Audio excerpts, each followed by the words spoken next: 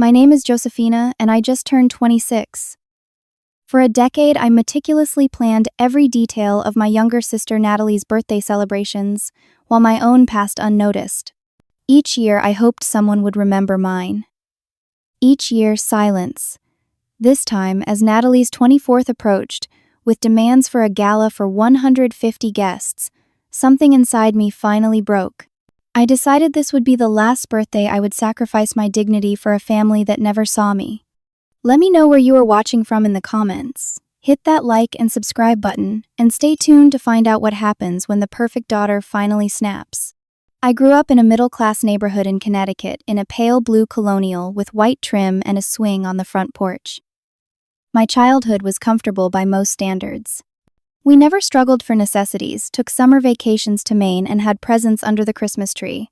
From the outside, we were the picture-perfect American family. Mom taught 3rd grade at the local elementary school, Dad worked as an accountant, and my sister and I were good students who stayed out of trouble. Natalie arrived when I was 4 years old. I still remember my parents bringing her home wrapped in a pink blanket, her tiny face scrunched up and red. Mom told me I was a big sister now and had important responsibilities.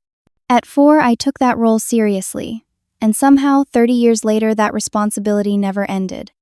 The differences between Natalie and me were apparent from early on. I was the practical one, with straight brown hair, always neatly braided glasses by 3rd grade, and a bedroom organized by color and category. Natalie had wild blonde curls that caught the light, a melodious laugh that made strangers smile, and a room that looked like a tornado had passed through it daily. I excelled at math and science. She was artistic and social. I planned, she improvised. Our parents, Diana and Thomas, never explicitly said they favored Natalie, but their actions spoke volumes. When Natalie made the school choir, they rearranged work schedules to attend every performance. When I won the state science fair in 8th grade, Dad dropped me off and picked me up missing the awards ceremony because Natalie had a dance recital. My talent for organization emerged early. By 12, I was helping plan family vacations, creating detailed itineraries that my parents praised but ultimately followed only when convenient. When Natalie turned 10, Mom mentioned being overwhelmed with party planning and I volunteered to help. That first party was simple decorations from the party store, a homemade cake, and a few games in the backyard for her friends. The joy on Natalie's face when she saw her friends gathered around the unicorn-themed cake I had made gave me a sense of purpose. The appreciation from my parents made me feel valued in a way I rarely experienced otherwise. I thought I had found my niche in the family, my way to matter. My 16th birthday fell on a Tuesday. I went to school expecting at least a card at breakfast, but the morning rush left no time for celebrations. I told myself they would remember that evening. When I got home, Mom was helping Natalie with a school project, and Dad was working late. Dinner was leftover lasagna eaten at different times as everyone moved through their evening routines. No cake, no card. No mention of my birthday at all. 2 weeks later, when Mom was looking at the calendar, she gasped and turned to me. "Josefina, was your birthday the 16th? I completely lost track of time with the school fundraiser." I nodded, pretending it was no big deal, that the lump in my throat was just from swallowing too quickly. "We will make it up to you this weekend," she promised. That weekend, Natalie got the lead in the school play, and my belated celebration never materialized. For my 18th birthday, I left subtle hints. I mentioned college applications requiring my birth certificate. I talked about adulthood and milestone birthdays at dinner. I even put a sticky note on the refrigerator 2 days before Josefina turns 18 on Thursday. Thursday came. Mom left early for a teacher conference. Dad had a client meeting. Natalie had swim practice. I came home to an empty house and ordered pizza for myself, eating it alone in my bedroom while completing college applications. Friday morning, Mom gasped over her coffee. "Josefina, yesterday was your birthday. I cannot believe we forgot again." I nodded, the pattern now familiar. "It is okay. No big deal. We will do something special this weekend," she promised. That weekend, Natalie qualified for regionals in swimming. My belated celebration became a family dinner to celebrate her achievement with a hasty and happy belated birthday, Josefina added as an afterthought. My 21st birthday, that American milestone when young adults can legally drink, Passed with a text from mom at 9:30 at night. Happy birthday, honey. Sorry working late on grades. Love you. Meanwhile, each year, Natalie's birthdays grew more elaborate under my guidance. For her 16th, I created a Hollywood red carpet event in our backyard, with spotlights rented from a party supply store. A photo booth I constructed myself and personalized swag bags for each guest. My parents covered the costs, but left all planning to me. For her 18th, I coordinated a weekend trip to New York City for her and 3 friends, researching teen-friendly Broadway shows, booking a hotel with connecting rooms, and creating an itinerary that balanced sightseeing with shopping time. I stayed home ostensibly to let her have independence, but really because the budget only covered 4 people. Each time I poured my heart into making her day special, I nursed a small hope that someone would remember this effort when my turn came. Each time that hope was crushed. Yet somehow I kept trying, believing that if I just planned one more perfect party, my family would finally see me. The pattern continued relentlessly through my 20s. My 21st birthday coincided with Natalie's high school graduation weekend. I spent the day addressing envelopes for her graduation announcements, while my parents drove to the city to pick up her graduation dress from a specialty boutique. The irony of helping prepare for her celebration on a day that should have been mine did not escape me, but by then I had stopped expecting anything different. That night, I met my friend Kayla at a bar. She bought me my first legal drink, a cosmopolitan that I sipped slowly, unused to alcohol. To adulthood, she toasted, clinking her glass against mine. To being forgettable, I countered with a wry smile. Kayla frowned. Your family forgot again? Seriously. I shrugged, trying to seem unbothered. Mom texted around 9. Dad and Natalie said nothing. That is messed up, Josefina. You need to say something. But what was there to say after all these years? How could I explain that this pattern was so deeply established that breaking it would require shattering our entire family dynamic? My 23rd birthday earned me a belated card from my parents, purchased from a gas station if the petroleum smell was any indication. It arrived 3 days late with a $20 bill inside and a generic message. The only personal touch was my mother's hasty signature and my father's initials. Natalie posted on Instagram that day about her new haircut, never mentioning her only sister's birthday. My 24th birthday featured a call from my mother, which initially raised my hopes until she launched into discussion about Natalie's upcoming celebration. I know you always handle everything so beautifully, she said, but this year Natalie wants something really special for her 22nd. She is thinking about a weekend at the lake house with about 30 friends. Could you start looking into catering options? I sat at my kitchen table, phone pressed to my ear, staring at the single cupcake I had bought myself from the bakery down the street from my apartment. Mom, I interrupted her litany of Natalie's requests. Today is my birthday. A pause. Oh my goodness, it is not it? Happy birthday, sweetheart. Now about the lake house. And just like that, my momentary acknowledgement was over, swept away by the more pressing matter of Natalie's celebration, still 2 months away. Around this time, at Kayla's insistence, I started seeing a therapist, Dr. Patricia Wheeler, a woman with silver-streaked dark hair and glasses that matched her vibrant blue sweater. In her cozy office, with its overstuffed chairs and shelf of fidget toys, I found myself unspooling years of invisible birthdays and thankless party planning. Why do you continue to plan these elaborate events for your sister, Dr. Wheeler asked during our 3rd session. I fidgeted with a smooth stone from her collection. Because I am good at it. Because they expect it. Because saying no would cause more problems than saying yes. And what would those problems be? I thought about it. Disappointment. Conflict. Having to explain feelings I barely understand myself. It sounds like you are carrying an enormous emotional burden for your family. That session marked the first time I truly examined the financial and emotional cost of being my family's default event coordinator. Beyond the obvious time commitment, there were the late nights researching venues, the weekends spent crafting decorations, the mental load of tracking guest preferences and potential conflicts. I used personal days from work to meet with vendors during business hours. I dipped into my savings when costs exceeded the budget my parents provided. For Natalie's 21st, I had spent over $2,000 of my own money to cover the security deposit for the venue when my parents' check arrived late. They eventually reimbursed me, but not before I had to carry the balance on my credit card for a month, accruing interest.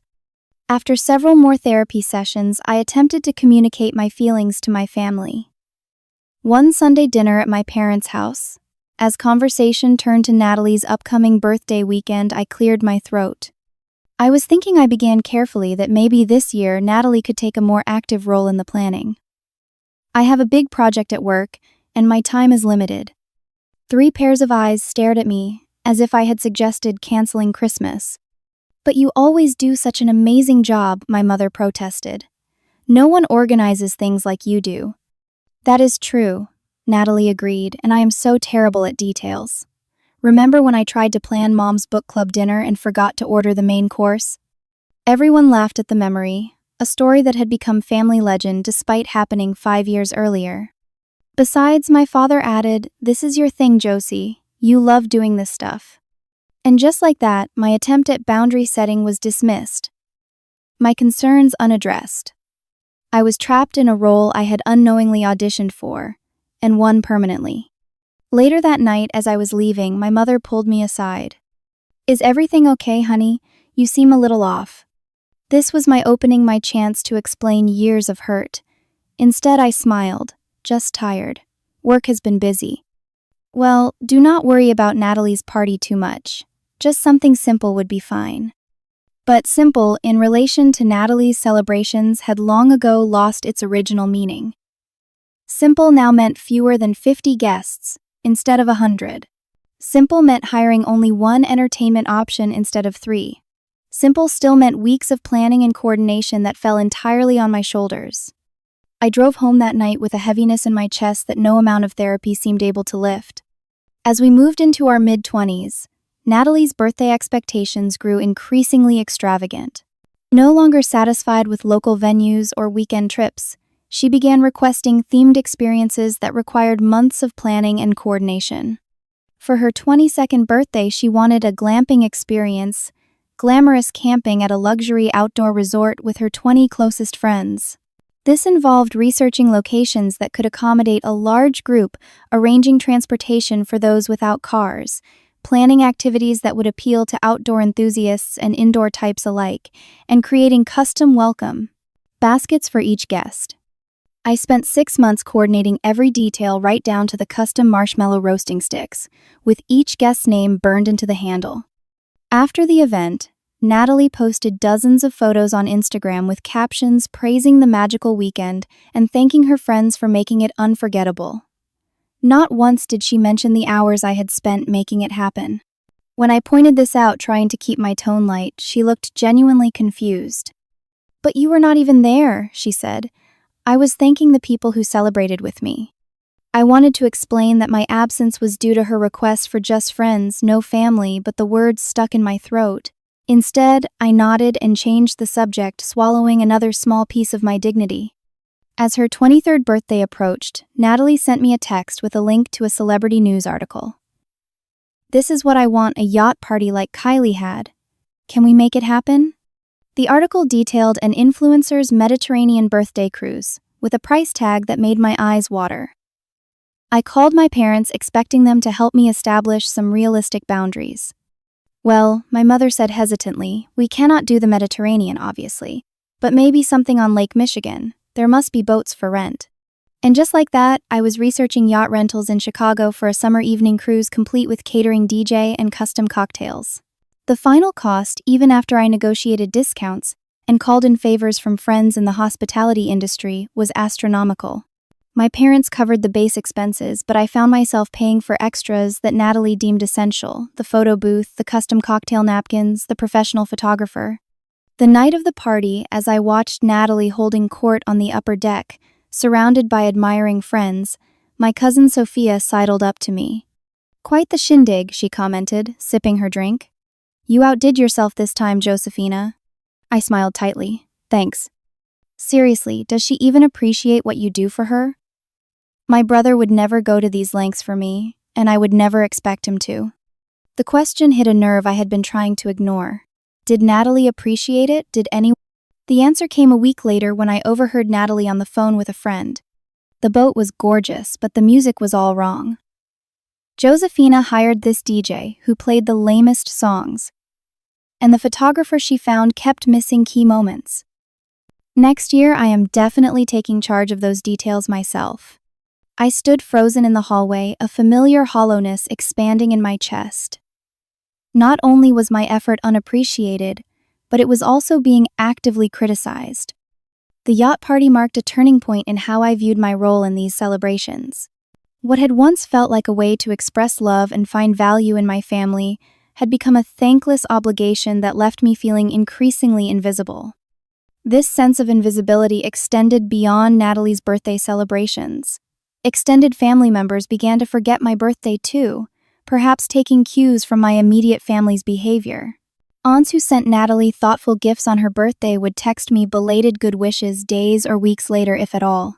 At family gatherings, conversations revolved around Natalie's accomplishments and adventures. Her job as a social media coordinator for a fashionable startup provided endless material for discussion. My work as a project manager for a software company was barely acknowledged, despite my recent promotion. "Josefina is our organized one," my mother would say, whenever my career came up, as if my professional success was merely an extension of my childhood personality trait rather than the result of hard work and dedication. The comparisons between us became increasingly unfavorable. "Why cannot you be more spontaneous like Natalie?" my mother would ask, when I expressed anxiety about last-minute changes to holiday plans. Natalie never gets stressed about these things. Of course she did not.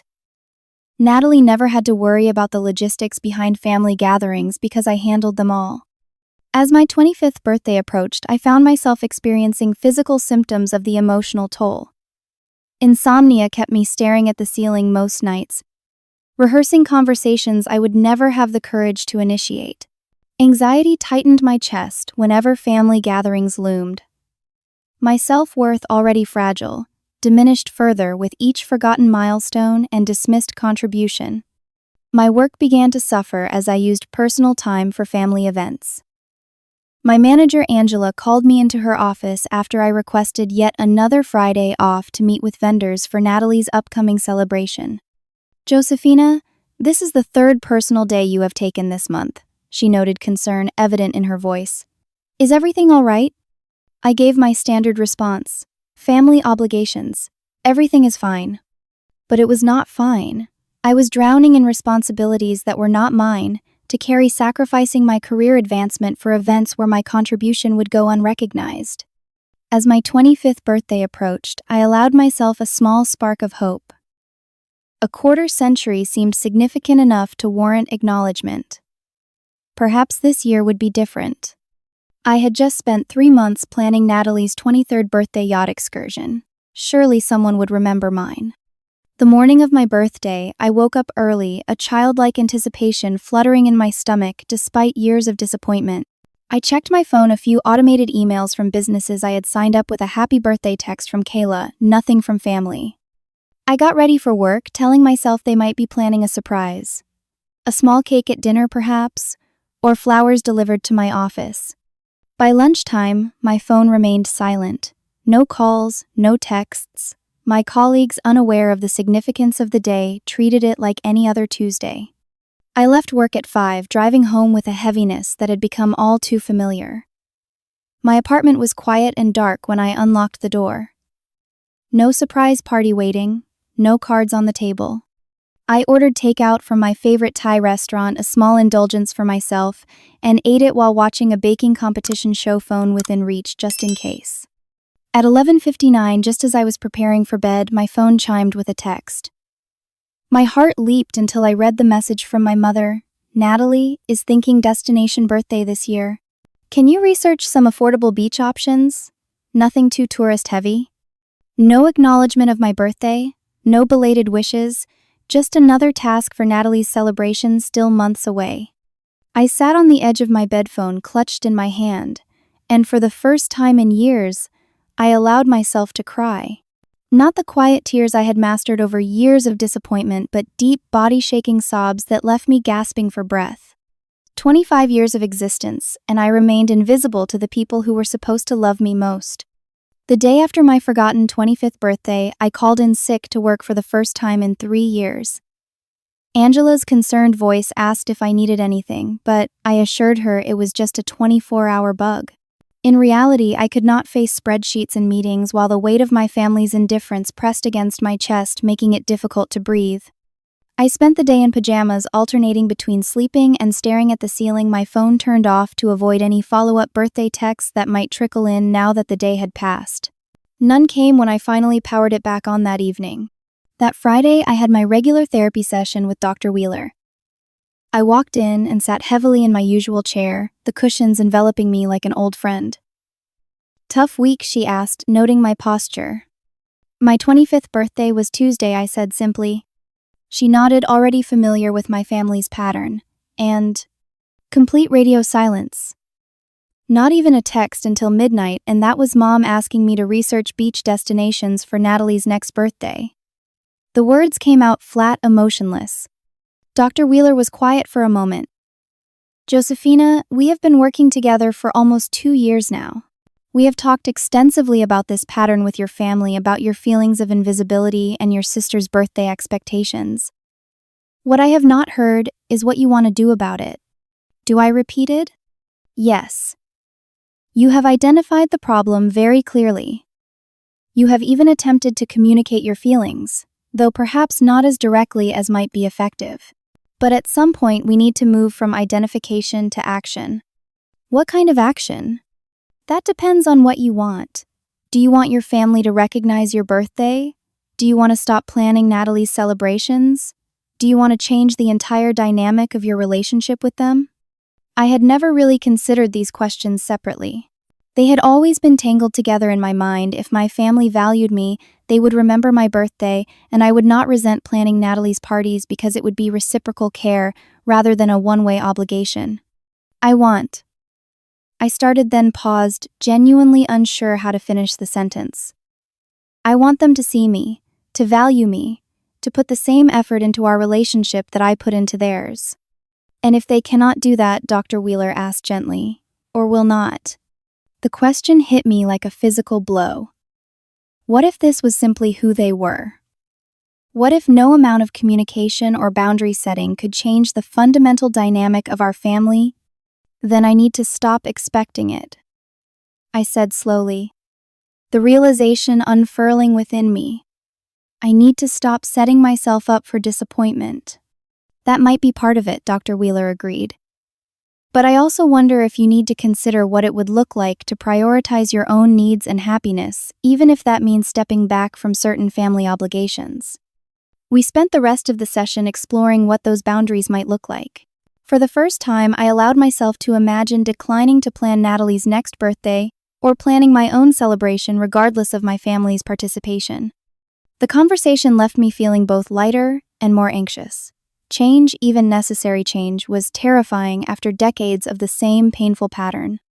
2 weeks later, my mother called to arrange a family meeting about Natalie's upcoming 24th birthday. She wanted it to be special. A destination weekend had been deemed too expensive, but she was thinking about a local gala event for about 150 people.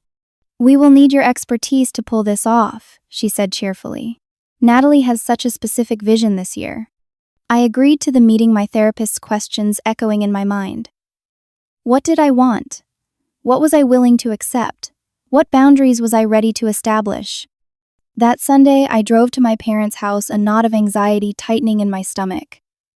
My father greeted me with a distracted pat on the shoulder, already returning to the basketball game on television. My mother was in the kitchen preparing snacks for our meeting. Natalie arrived 20 minutes late, flushed and apologetic. "Sorry, everyone. Brunch with the girls ran long. You would not believe what happened with Amber and her new boyfriend." Just like that, the meeting was delayed another 15 minutes, while Natalie regaled us with stories of her friends' romantic drama. I sat quietly observing the familiar dynamic, Natalie at the center, everyone else in orbit around her. When we finally turned to the matter at hand, Natalie pulled out her phone and showed us a Pinterest board titled Dream 24th. "I was thinking old Hollywood glamour," she explained. scrolling through images of vintage decorations, women in sequined gowns, and lavish ballroom settings. The Grand Hotel downtown has that perfect Art Deco vibe. I already checked, and they have availability on my birthday weekend. The Grand Hotel was one of the most expensive venues in the city, known for hosting celebrity events and charity galas. Even with my connections in the event planning world, it would be a budget buster. Honey, my father began cautiously. That place is pretty expensive. But it is perfect, Natalie insisted, her lower lip protruding slightly in the pout that had been getting her way since childhood. And it is not like we need to rent the whole hotel, just the main ballroom. Just the main ballroom would still cost thousands, not including catering, music, decorations, and all the other elements that went into a gala event. I was thinking around 150 guests. Natalie continued, oblivious to the financial implications. All my friends from college, work colleagues, extended family, your friends, she nodded to our parents and some of the influencers I have been networking with. It could really help my career to make those connections in a sophisticated setting. As she continued detailing her vision, complete with a live band, custom cocktails, and a photographer plus videographer team, I felt something shift inside me. A clarity I had never experienced before cut through the fog of obligation and family dynamics. This was never going to change. The expectations would continue to grow. My contribution would continue to be taken for granted. My own needs and celebrations would continue to be overlooked. In that moment, sitting at my parents' dining table, while Natalie described the vintage photo booth she envisioned, I made my decision. I would plan this party, but it would be the last one.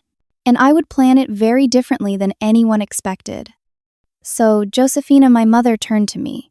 Do you think you can work your magic and make this happen within our budget? I smiled, a calm settling over me that felt almost like dissociation. I will certainly try. Let me make some calls and run some numbers.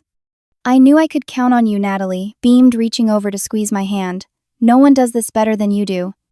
As I drove home that evening, my mind was already formulating a plan. Not for the perfect gala that Natalie envisioned, but for my own liberation from this cycle of invisibility and thankless labor. For the first time in years, I felt something close to excitement about an upcoming family birthday.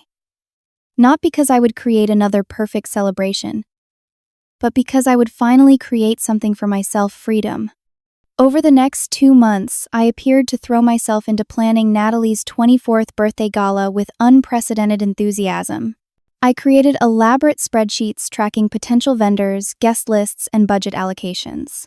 I visited the Grand Hotel 3 times, touring the space and discussing layout options with the events coordinator, a woman named Marissa, who remembered me from a charity function I had helped organize the previous year. Your sister is lucky to have you, Marissa commented as we walked through the Art Deco ballroom with its soaring ceilings and vintage chandeliers. Most people hire professional planners for events of this scale. I smiled and nodded, not mentioning that I was essentially an unpaid professional at this point with years of experience planning celebrations that were never reciprocated. What no one knew was that behind this facade of dedicated planning, I was implementing a very different strategy. After each venue, visit, or vendor meeting, I would carefully document the conversation in my planning binder, but never actually confirm any bookings. I would tell my family about tentative holds on the venue and services, knowing that in the hospitality industry, unconfirmed reservations meant nothing. Simultaneously, I was planning my own escape. The weekend of Natalie's birthday, I would be 300 miles away at a beachfront resort I had discovered during my research for her destination birthday options. I booked a room with an ocean view, arranged for a massage at the resort spa, and even scheduled a sunset sailing excursion, all using points from my long-neglected travel rewards credit card. I requested the week off from work, telling Angela it was for final preparations and recovery from Natalie's big event. It was the first time I had taken a full week of vacation in 3 years, and Angela seemed pleased rather than concerned. It is about time you used some of your accumulated days, she said. You have earned a break. If only she knew what kind of break I was really planning. The most challenging part was maintaining the illusion for my family. Each Sunday we had a family dinner where I presented updates on the party planning. I created convincing PowerPoint presentations, showing floor plans of the ballroom, sample menu options, and decoration schemes. I have the venue on hold, I reported. They need the deposit by next week to confirm. My father wrote a check, which I promptly deposited into my checking account. I justified this by telling myself it would fund my beach getaway, a small repayment for years of uncompensated labor.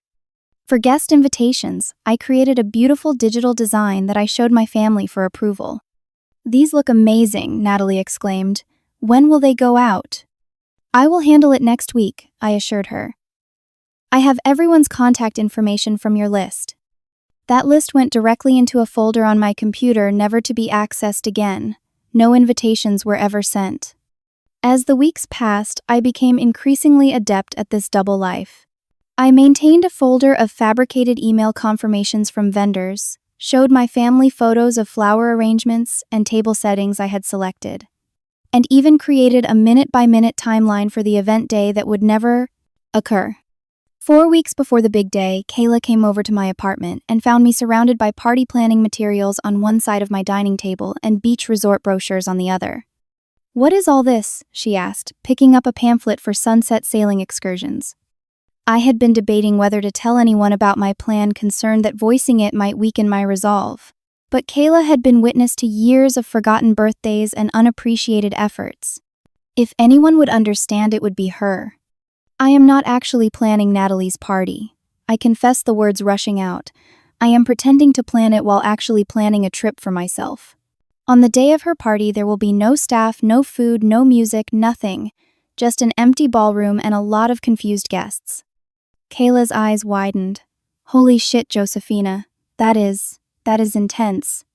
"Too much?" I asked, suddenly uncertain. She considered this for a moment, then shook her head. "Not after everything they have put you through. But are you prepared for the fallout? They are going to be furious." I had thought about little else. "Probably. But I cannot keep doing this, Kayla. I cannot keep pouring everything into celebrations for a family that cannot even remember my birthday. Something has to change, and they have made it clear they will not listen to words." "So you are going with actions instead?" She nodded slowly. "Where will you be when it all goes down?" I showed her the beach resort brochure. 300 miles away with my phone turned off. "Good, you will need that buffer." She picked up one of my fake vendor confirmation emails and smiled. "This is impressively devious. I would never have thought you had it in you." 26 years of invisibility will change a person," I said, surprised by the edge in my voice. Kayla reached across the table and squeezed my hand. "For what it is worth, I think you are doing the right thing. It is extreme, yes, but they have left you no choice. And I will be here for you when you get back." Having Kayla's support strengthened my resolve. As the party date approached, I maintained the charade with increasing confidence.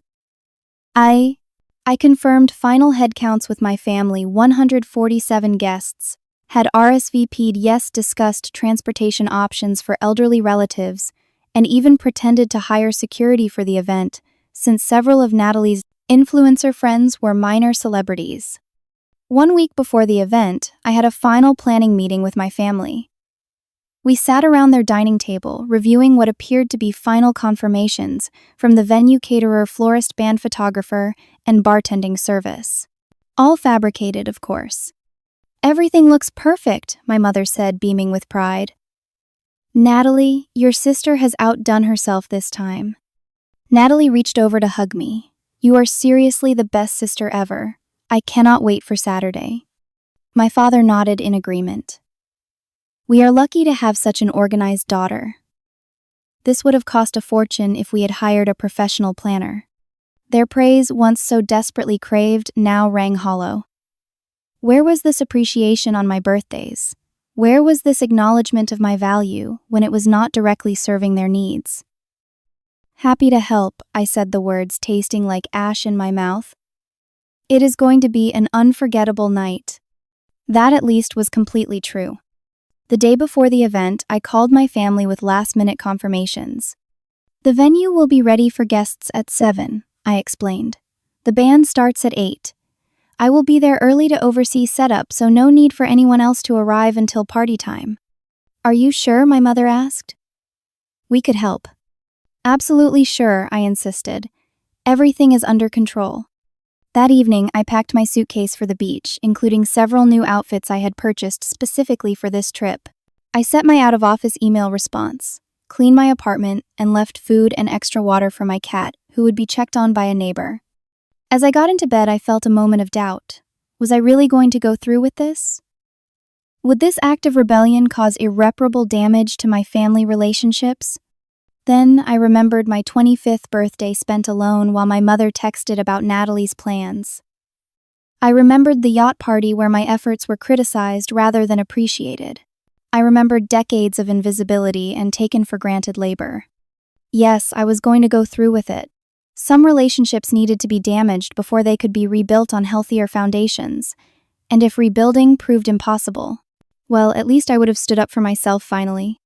I set my alarm for 5 in the morning and fell into the most peaceful sleep I had experienced in years. My alarm chimed at 5 in the morning on the day of Natalie's 24th birthday. Outside the world was still dark, the streets quiet as most of the city slept.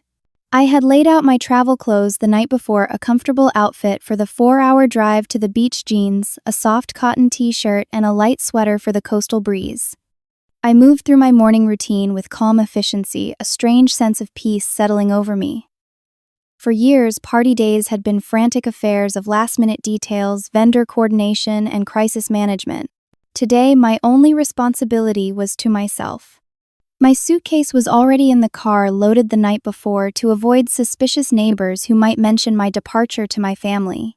I left a full bowl of food for my cat Milo and texted my neighbor Barbara the code to my apartment door lock, asking her to check on him that evening. At 5:45, I locked my apartment and took the stairs rather than the elevator, minimizing the chance of running into anyone who might remember this departure later. The parking garage was nearly empty, my footsteps echoing between concrete pillars as I approached my car. The sun was just beginning to lighten the eastern sky as I merged onto the highway, heading south toward the coast.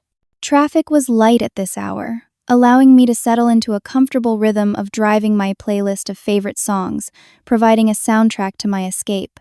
I stopped only once at a roadside diner about halfway to my destination. Over eggs and coffee, I checked my phone one last time before turning it off. Several texts had come in already. From Mom, just checking if you need any help today. Dad and I can come early. From Natalie S.O., exited. Cannot wait to see everything tonight. You are the best sister ever. From Dad, let us know if you need more money for tips or last-minute expenses. I did not reply to any of them. Instead, I powered off my phone, completely removed the SIM card as an extra precaution against tracking, and tucked it into a zippered pocket of my purse. The silence that followed felt like taking a deep breath after years of holding it. Back on the road, I found myself smiling, then laughing out loud at the absurdity and boldness of what I was doing. I, Josefina Garcia, the reliable one, the organized one, the one who always put others first, was committing an act of rebellion, so dramatic it would be family legend for generations. If they still considered me family after today. I arrived at the beach resort just after 11 in the morning. The Coastal Heights Resort was everything the brochure had promised. A sprawling complex of white buildings with terracotta roofs perched on a cliff overlooking the Pacific. Palm trees swayed in the gentle breeze, and the sound of waves breaking against the shore provided a constant, soothing backdrop. Welcome to Coastal Heights. The receptionist greeted me with a professional smile. Checking in. Yes, Josefina Garcia. I have a reservation for 7 nights. She typed on her computer, then looked up with a warmer smile. Yes, Miss Garcia. We have you in an ocean view suite with balcony. I see you have also booked our signature massage for tomorrow and a sunset sail for Monday. Excellent choices. I completed the check-in process, accepted the room key card, and followed the bellhop to my suite on the 4th floor. The room was spacious and airy with large windows framing a spectacular view of the ocean. A king-sized bed with crisp white linens dominated one wall, while a sitting area with a small sofa and coffee table occupied another. The balcony set with 2 comfortable chairs and a small table would be perfect for morning coffee or evening wine. Will you be needing anything else, Miss Garcia? The bellhop asked after depositing my suitcase on the luggage rack. No thank you, this is perfect. Once alone, I stepped onto the balcony and leaned against the railing, breathing in the salt air. It was now close to noon, In 7 hours, guests would begin arriving at the Grand Hotel for a party that did not exist. My sister would be getting her hair and makeup done right about now, excited and oblivious to what was coming. For a moment, guilt tugged at me. Was this too cruel? Should I have found another way to make my point? But then I remembered 26 years of forgotten birthdays, of one-way effort of invisibility within my own family. I remembered my parents' casual dismissal when I tried to communicate my feelings, and Natalie's entitled expectation that I would always be there to create her perfect celebrations while never acknowledging mine. No, this was not too cruel. This was long overdue. I unpacked my suitcase, arranging my clothes in the spacious closet and my toiletries in the marble bathroom. Then I changed into a swimsuit, applied sunscreen, and headed down to the resort's main pool, a sprawling lagoon-style oasis with a swim-up bar and views of the ocean beyond. Finding an empty lounge chair in a quiet corner, I settled in with the novel I had been wanting to read for months but never found time for. Around me, other guests relaxed conversations and occasional laughter, creating a pleasant ambient noise that required nothing from me. For lunch, I ordered a grilled fish sandwich and a frozen drink from a passing server, eating while watching the hypnotic rhythm of the waves. I had not checked the time since arriving at the pool, a small but significant liberation from my usually scheduled existence. As afternoon turned to evening, I returned to my room for a long shower, washing away both travel fatigue and metaphorical residue from years of putting others first. Wrapped in the plush hotel robe, I ordered room service dinner and ate on my balcony as the sun set over the Pacific, painting the sky in spectacular oranges and pinks. It was during this peaceful meal that I realized it was now 7:30. The party would have been scheduled to start at 7.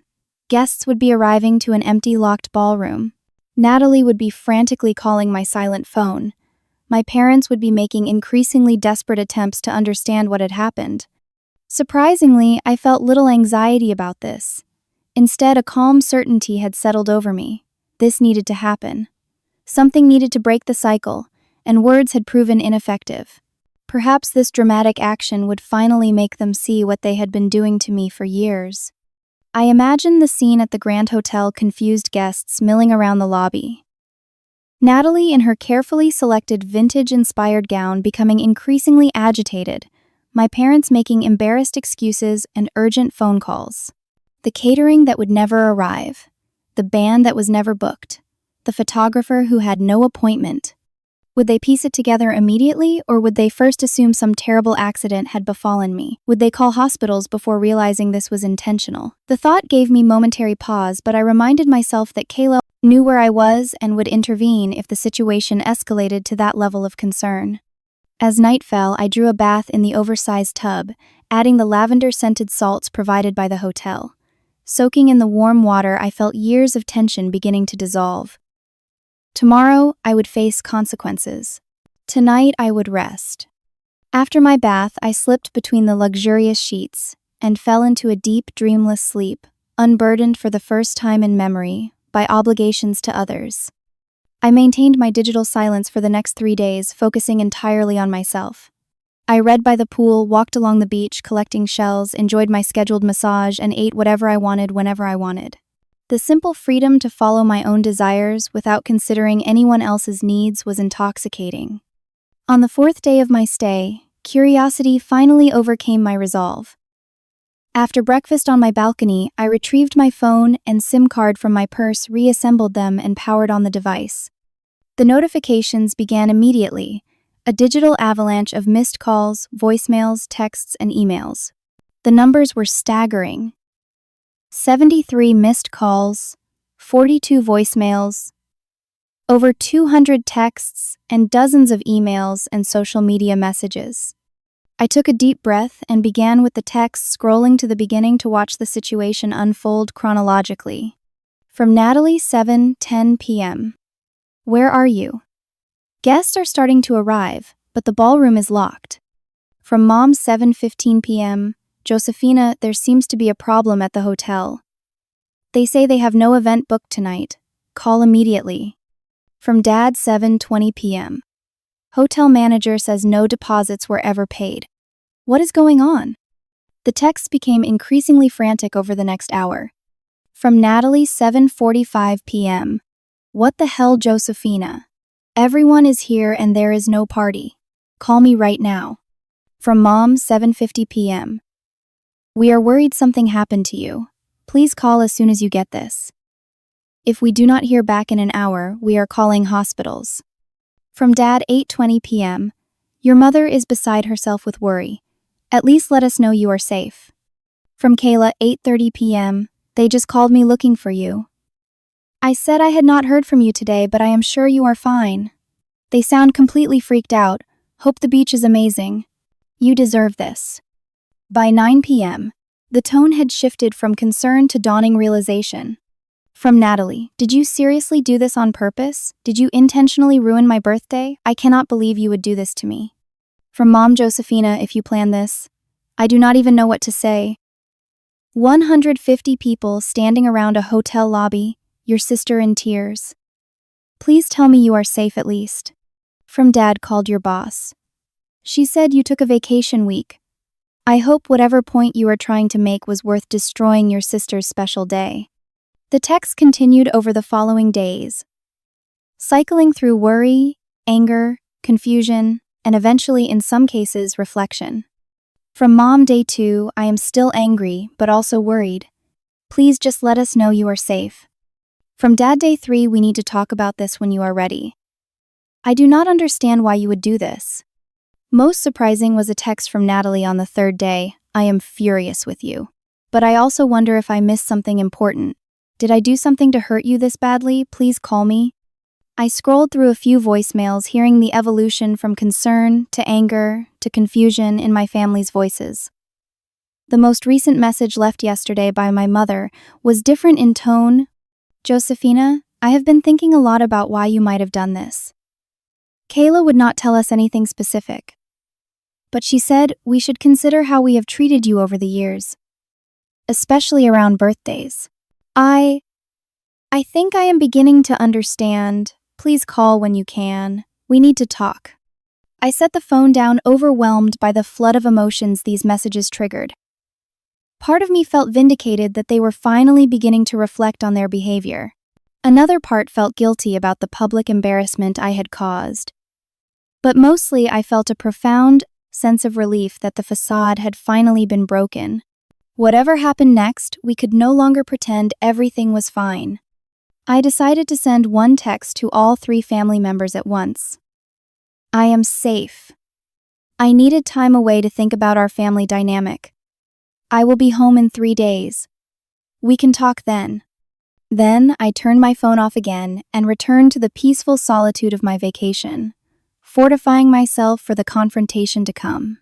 I returned home exactly 1 week after Natalie's non-existent birthday gala, pulling into my apartment building's parking garage with a mixture of dread and determination.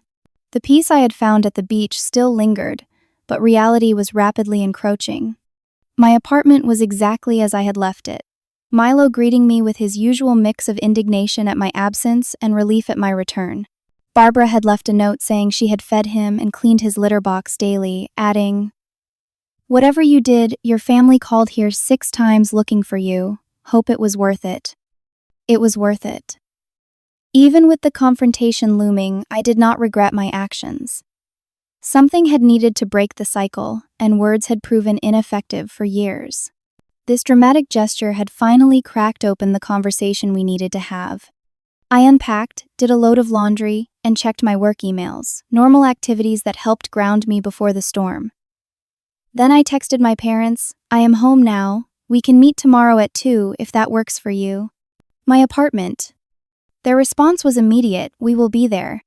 I spent that evening preparing, not just practically cleaning the apartment and buying coffee and pastries, but also emotionally and mentally. I reviewed notes from my therapy sessions, identifying key points I wanted to communicate. I practiced what I would say if emotions ran high, or if the conversation veered into accusations rather than understanding. The next day, promptly at 2, my doorbell rang. I took a deep breath and opened it to find my parents and Natalie standing there. Their expressions a complex mix of anger, hurt, confusion, and in my mother's case, a hint of contrition. "Come in," I said, stepping aside. They filed into my living room, taking seats on the couch and armchair, while I perched on the ottoman, intentionally positioning myself to face all three of them. Before you say anything, I began, I want to acknowledge that my actions caused you embarrassment and confusion. That was not my primary intention, but I knew it would be a consequence. If you knew that, then why would you do it? My father asked, his voice tight with controlled anger. Do you have any idea what that night was like? 147 people standing around confused. Natalie in tears. The hotel staff baffled. We thought something terrible had happened to you. I told Kayla where I was going, I replied calmly. She knew I was safe. Kayla knew. Natalie's voice rose in disbelief. She let us worry like that. I asked her not to tell you where I was, only that I was safe. If you were truly concerned about my well-being, you could have filed a missing persons report. But you did not, because deep down you suspected this was intentional. My mother leaned forward. But why, Josefina? Why would you do something so extreme? The question I had been waiting for. The opening I needed. Because nothing else has worked, I said simply. For 26 years, I have watched my birthdays go unacknowledged while pouring my heart, soul, time, and even my own money into creating perfect celebrations for Natalie. I have tried to communicate how that makes me feel. I have left hints, made direct statements, even scheduled therapy sessions to help me find the right words. Nothing changed. This is about your birthday, Natalie looked incredulous. You ruined the biggest night of my life. Because we forgot your birthday. Not just one birthday, I corrected her. Every birthday, for my entire life. While expecting me to create increasingly elaborate celebrations for you. Do you have any idea what that feels like? To be so consistently invisible to the people who are supposed to love you most? My voice cracked slightly on the last words, and I paused to collect myself. We do not forget intentionally, my mother protested.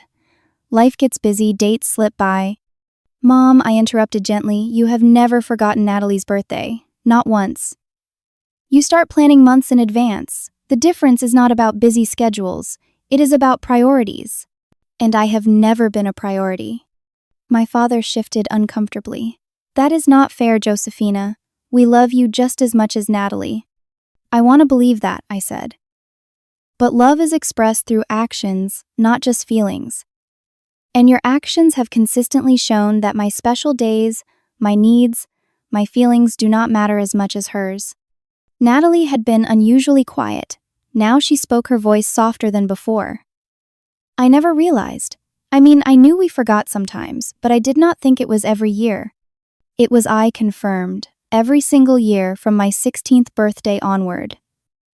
Meanwhile, I was expected to create increasingly elaborate celebrations for you.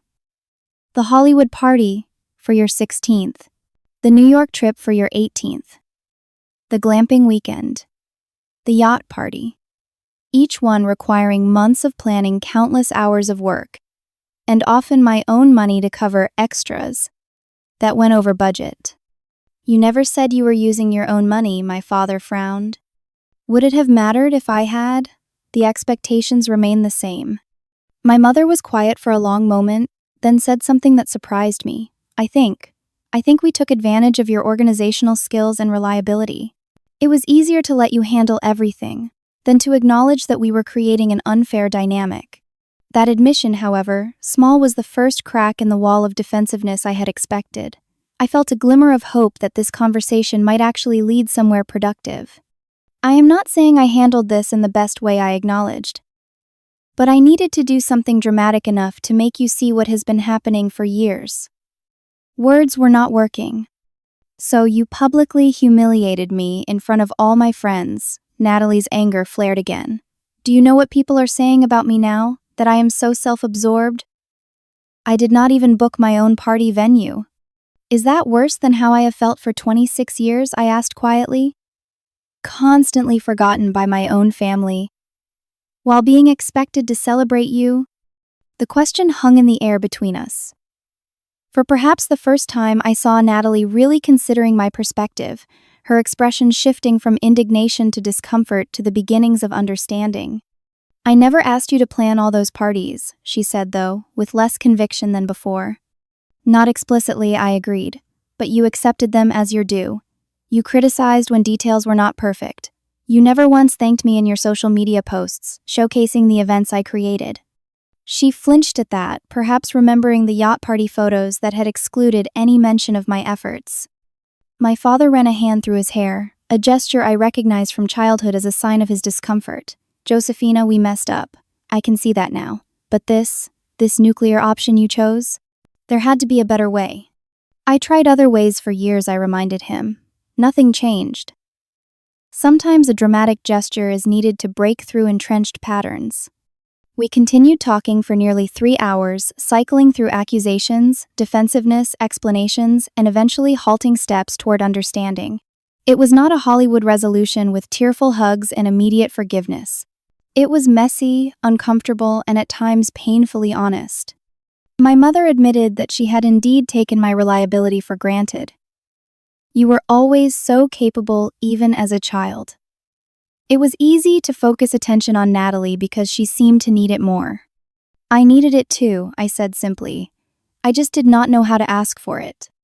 By the end of our conversation, we had reached a fragile truce. They understood, at least intellectually, why I had taken such drastic action. I understood that changing decades-long family dynamics would not happen overnight. Where do we go from here? My father asked as they prepared to leave. I need boundaries, I replied. I will not be planning any more elaborate parties. I need my birthdays acknowledged in meaningful ways. And I need you all to recognize that relationships require reciprocity to be healthy. They nodded, perhaps not fully grasping yet what those changes would mean in practice, but at least willing to try. In the months that followed, I continued my therapy sessions with Dr. Wheeler, processing both my beach escape and its aftermath. She helped me maintain the boundaries I had established while developing healthier communication strategies with my family. Family patterns are deeply entrenched, she reminded me. Change will come in small increments, not dramatic transformations. Notice and acknowledge progress even when it seems minor. She was right. The changes were subtle at first. My mother began calling more regularly, asking about my work and life rather than immediately launching into stories about Natalie. My father sent occasional texts just to check in. Natalie, perhaps the most affected by my rebellion, kept her distance initially, but eventually reached out with an invitation for coffee, just the two of us. Over that first coffee, awkward and tentative, she admitted something surprising. I always envied how put together you are, how competent. It never occurred to me that you might need support or recognition too. Everyone does, I said, even the competent ones. Maybe especially them, because they rarely ask for it. 6 months after the non-existent gala, my 27th birthday arrived. I had made my own plans: a dinner with Kayla and other friends at my favorite restaurant. I expected nothing from my family beyond perhaps a text or call. Instead, that morning, a delivery arrived at my apartment, a small cake from an upscale bakery, with "Happy 27th Josefina" written in elegant script. The card was signed by all 3 family members. Later, individual texts arrived from each of them with personalized birthday wishes. My father had included a gift card to my favorite bookstore. My mother called for a brief but warm conversation. Natalie's gesture surprised me most. She had created a digital photo album titled Josefina Through the Years, collecting family photos where I was the focus rather than an afterthought. The final slide read, "Happy birthday to my sister. I am sorry it took me so long to see you." These were small gestures compared to the elaborate celebrations I had created for years, but they represented something much more valuable: effort, thought, and a genuine attempt to change long-standing patterns. My relationship with my family continued to evolve over the following year. There were setbacks and old habits that resurfaced, requiring gentle but firm reminders of our new understanding. There were also moments of genuine connection that would have been impossible before my dramatic wake-up call. Natalie planned her 25th birthday herself, a simple dinner with close friends at a local restaurant. She invited me as a guest, not a coordinator, and publicly thanked me during the evening for teaching her the importance of appreciating the people who matter most.